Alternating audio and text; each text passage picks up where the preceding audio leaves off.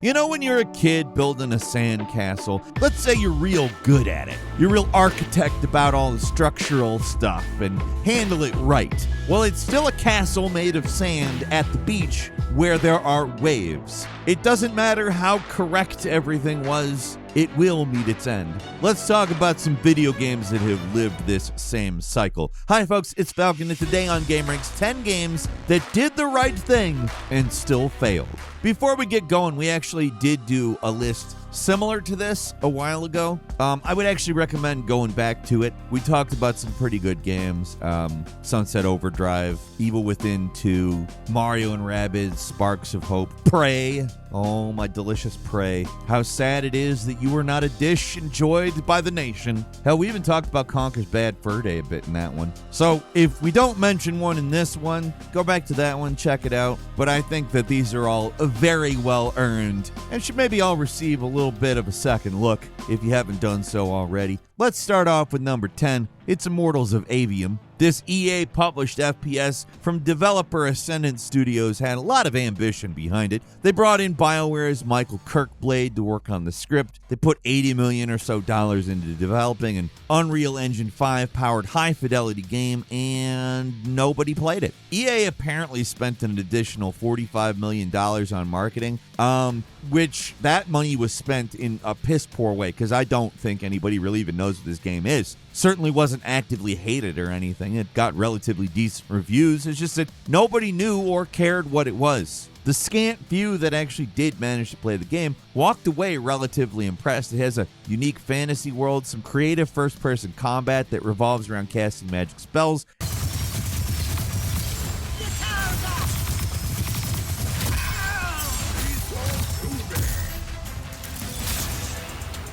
and the production values are just impeccable. It's a real graphical powerhouse of a game. The dialogue, kind of iffy, which is kind of ironic because they brought in this big-name video game writer to do it. It's all very quippy and Joss Whedon-y stuff that you either roll with or get very annoyed by. And as Lucians, we love fish like you wouldn't believe, Jack. You love it so much that no drinking water is more of a side concern, apparently. Watch it. Yes, sir. It's also not that important because the game is otherwise a pretty interesting little FPS that is a lot better than its overall failure in the market represents. To be clear, I don't actually know how badly it flopped outside of EA saying the game underperformed, which is, usually an understatement. Abject failure is usually minimized in corporate speak. I feel like it had to be pretty bad because the studio was furloughed after only 2 months after the release. So, it's essentially dead. Have to imagine it was a pretty big failure, which is a shame because, there's interesting ideas here that could have been expanded on in a bigger and better sequel that maybe had a name that made it sound like something interesting. Immortals of Aveum is not a good name. Can we just go ahead and say it? People need to understand that you name games in a way that describes what the game is, and if you don't do that, and it's not attached to some already majorly well-known IP of some kind, all you're going to do is confuse people. Doesn't matter if the game makes perfect sense. At number 9 is Titanfall 2. For as widely respected as this game is, and as hardcore the fan base it managed to gather also is, Titanfall 2 was seen as a failure back when it launched back in 2016. The game sold around half as good as the first one did, even though it was a much more better and more complete game. The campaign in particular is still considered one of the best FPS campaigns of all time. It's the best Call of Duty game that is not called Call of Duty, and honestly, it's probably better than most Call of Duty games that are called Call of Duty. Detecting hull damage. Regrouping. Prime 3, check right. You can't underestimate how good the single player in Titanfall 2 is. It's super fast, it's bombastic, it's constantly evolving with interesting new level gimmicks and twists on the usual gameplay. It embraces being a game a lot more than your usual military FPS does, and it's obviously to its benefit. To embrace the medium in which you are working is always a good move, but it seems like the developers were always trying to come up with a new thing for the player to do. It was fun, and it all wrapped up in a simple but satisfying story. I'm not going to comment on the multiplayer because opinions were pretty mixed at launch. It did get better. It surpassed the original, I would say, but it was after most of the game's already dwindling player base had already left. The game didn't do anything wrong, but in one of the biggest unforced errors ever by EA, and EA is for certain well known for their unforced errors, they decided to release the game between their own blockbuster release of Battlefield 1 and the next Call of Duty campaign, Infinite Warfare. And I want to emphasize that Battlefield 1 came out on October 21st, and just a couple weeks later, on November 4th, Infinite Warfare came out. This is not a drought in between two games that came out at the beginning and end of a year, where in the summer you're kind of like, oh man, I wish there was something to fill that void. No, it's like a friggin' week and a half in between these games. Titanfall obviously got lost in the shuffle here. It's probably the best game out of the three, but like it's easily a much smaller name than either of the other two. If EA had just released the game a little bit further off from the two biggest FPS releases of the year, maybe it could have sold a lot better. I don't know if you remember, games have never been cheap. I mean, they're really pushing it now, but buying three $60 things within the span of like 2 or 3 weeks it's too much for most people. You gotta buy food too, you know.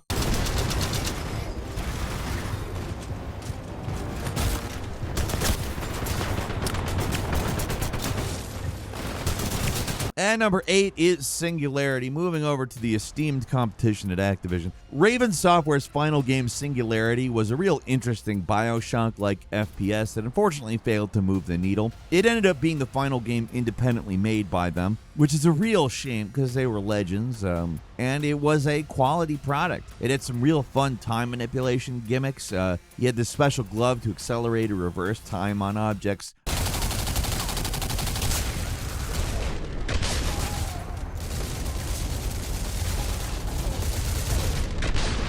To cause them to rust or fall apart or become fresh and pristine. The power also works on enemies. It's a fun little gimmick that doesn't dominate the experience, but it does add to the weird Soviet-infused Bioshock setting. It's less of an open-level exploration game and more of a traditional FPS, but honestly, that works in the game's favor. It's got a brisk pace and fun set-piece moments. The story's also good. It's got some legitimately clever twists. All around, just a solid FPS that proved Raven still had it. I don't know if it was changing trends in the FPS game market or lack of marketing or whatever. I don't know what killed Singularity, but it underperformed, and that was essentially it for Raven Software as an independent studio. At least their offbeat sensibilities have led to some of the most interesting and fun Call of Duty campaigns in a while with Cold War and Black Ops 6, but that's kind of cold comfort. Many of us remember Raven at their peak making the most interesting FPS games out there on their own terms. Shit, it's locked. I'll hold this area while you find a way to open the door.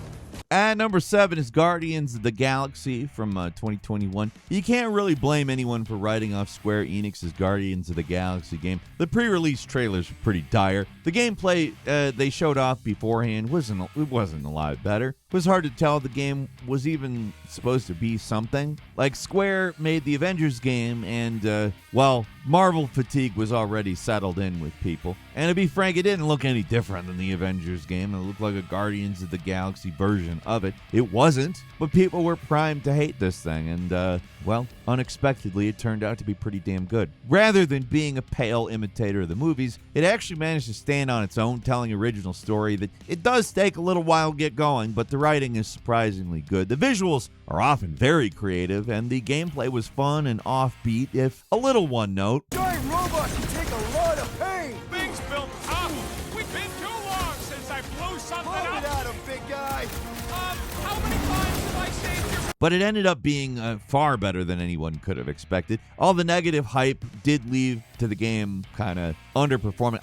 Maybe not even the negative hype. It was maybe just that it was like a Marvel thing and people were tired. I don't know. It's not like Square did well with any of their Western properties. They were constantly complaining about Tomb Raider underperforming, but their constant mismanagement of the Final Fantasy franchise, the thing that's been their bread and butter for decades, that seems to go mysteriously uncommented. Like, oh, the Western properties, they don't do well. Makes exclusivity deals and limits sales of what is obviously a third-party and should be multi-platform release. among other stupid moves. I don't know, they make good games, but they don't know what to do with them, clearly. I'm inclined to believe that it actually underperformed as opposed to the insane standards that they put on their games.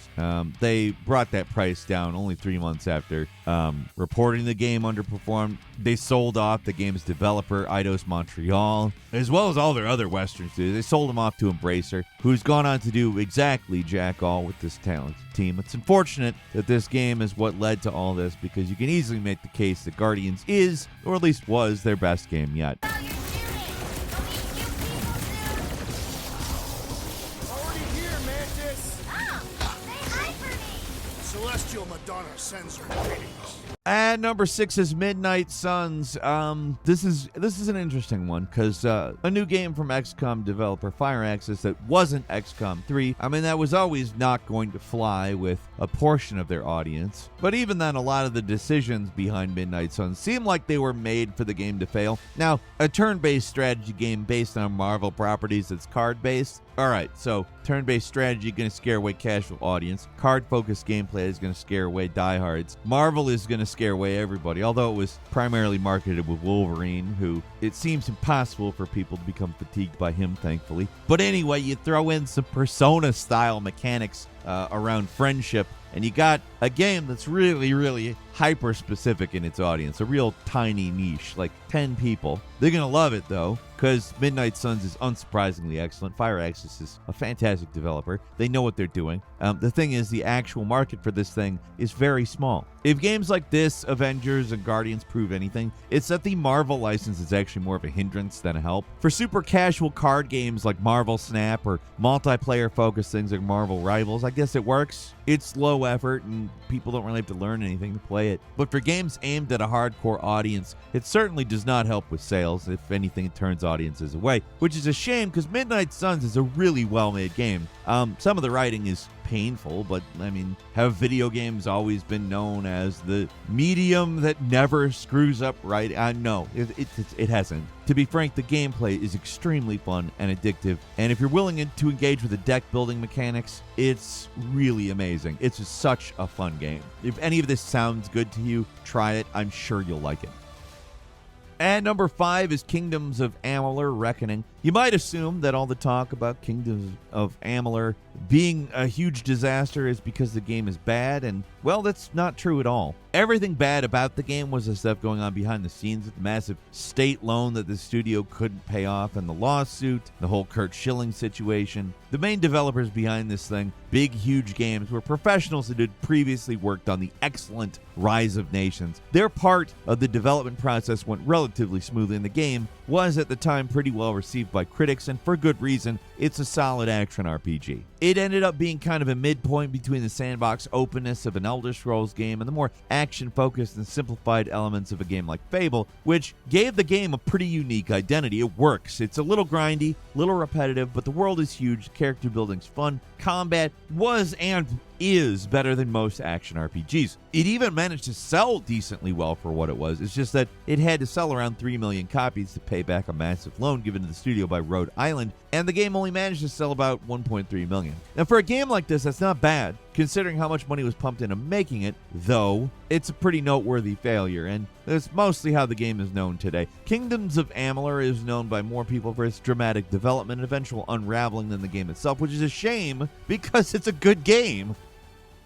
And number 4 is Oddworld Stranger's Wrath. The Oddworld series was always a little off-kilter, but even for these games, Stranger's Wrath is pretty weird. It's a third-person FPS hybrid where you play as a bounty hunter on, Oddworld, the bizarre alien world of Oddworld. You use bugs and small creatures as ammo. They alter the effects of your double crossbow weapon. So big beetles are used as heavy slugs. Bees fire like a machine gun, stuff like that. It's unusual, but man, does it work. It's not just one of the best games of the Oddworld series, it's also one of the best games released for the original Xbox. It's just a really well-made game that's a huge departure from their previous games, but you'd never know it because this game is super confident and does everything right. Now, it didn't have any marketing behind it, so the game was mostly overlooked. I mean, maybe it was a bit too weird for people, I don't know, but according to the head of the studio, Lauren Lanning, the game only sold around 600,000 units and needed to sell about 1 million more than that to actually break even. The failure of Stranger's Wrath pretty much spelled the end for Oddworld inhabitants. They didn't entirely close, but they never made another truly original game like it again.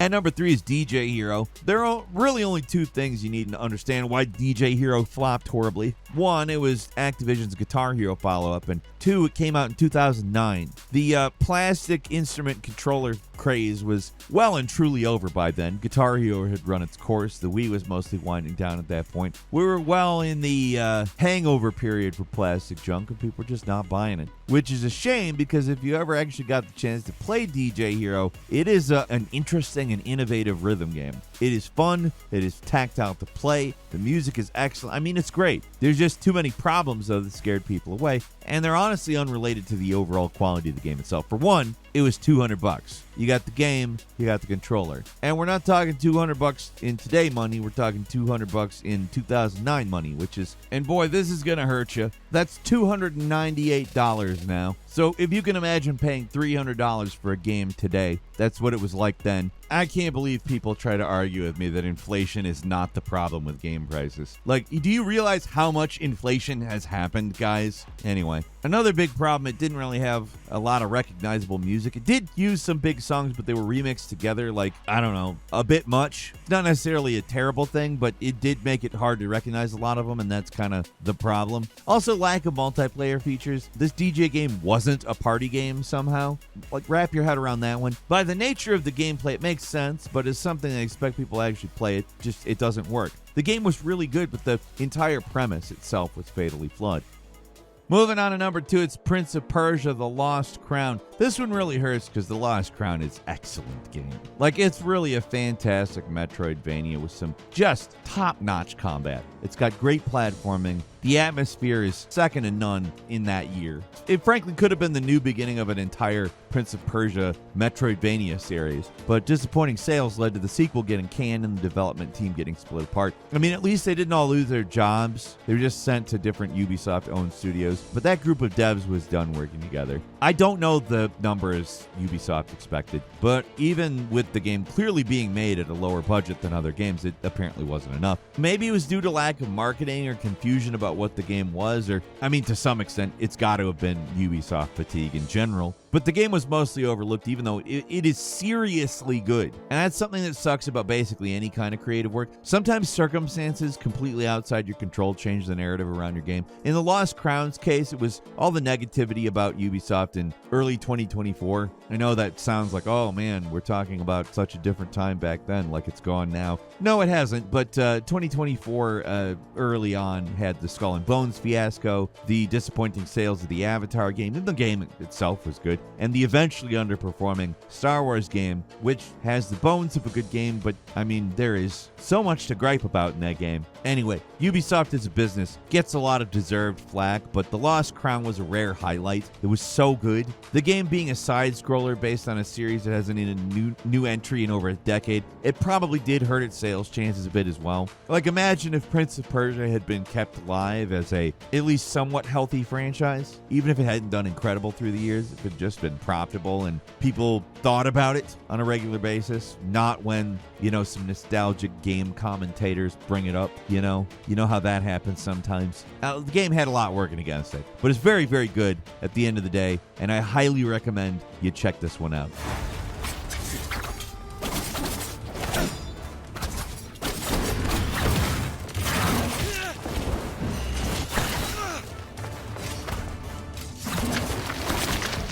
Eye of the storm.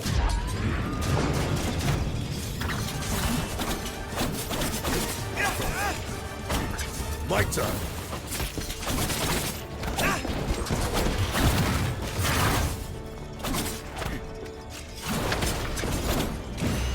And finally, at number 1, Panzer Dragoon Saga. Yeah, I gotta roll up my sleeves on this one. This one's near and dear. I was a Sega fanboy in the 1990s. I loved Final Fantasy VII, but I was eager for Sega to answer it, and answer it they intended to do. Panzer Dragoon Saga was that answer, a lavish, big budget RPG meant to display the power of the Sega Saturn, which, by the way, is a much better system than anybody gives it credit for. Just gonna say it. The final product ended up being one of the most highly acclaimed and respected RPGs of all time. But getting to that point was not easy. The developers behind the project were pushed to their very limit trying to get the game to the finish line. It was so bad, the game's director claims 2 members of the staff died at least partially because of the harsh conditions making the game. That's nuts. Like, we're talking about a video game. You shouldn't have a body count. Game dev should be an office job that is simple and maybe slightly annoying, but you show up and you ultimately do something that you like, which is actually better than most office jobs. But yeah, no, that's not how it happened. All that crazy crunch didn't end up helping either. The game kept getting delayed, and it only came out a few months before the Dreamcast launched in Japan, long after Sega had almost completely written off Saturn as a failure in the US. Only a few thousand copies were even published in the West, but even in Japan, sales were pretty low. The game itself really does deserve all the praise it gets, though. It's such a unique thing. Turning an arcade shooter into an RPG and having it work, it sounds like a nightmare, and it probably was a nightmare, but everything about this game is so unique and unusual, but well made, and it works. It's beyond deserving of its cult status, but man, those prices, it is $600 on the lower end. Obviously, at this point, it's a collector's item, but man, if there's a game that should get a remaster, Sega, it's Panzer Dragoon Saga. Man, it's a good game that deserved to sell more, but good luck actually playing it. Legally, anyways.